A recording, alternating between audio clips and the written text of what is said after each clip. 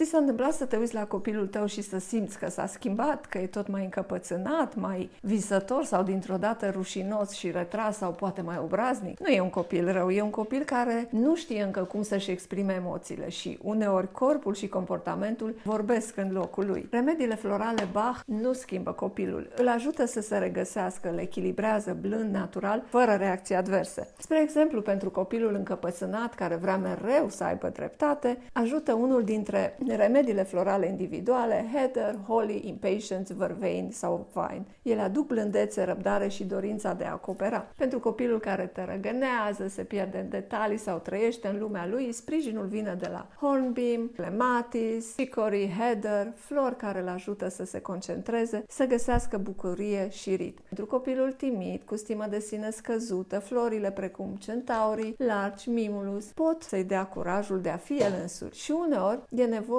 și de cerato sau gentian pentru încrederea aceea care vine din interior. Iar pentru tine, când simți că nu mai ai răbdare, Beach, Holly și Impatience te ajută să-ți regăsești calmul și să devii mai tolerantă. Remediile florale se pot administra individual sau mai multe într-o sticluță de tratament. Aceasta este chiar sticluța mea de tratament. Tu le-ai încercat?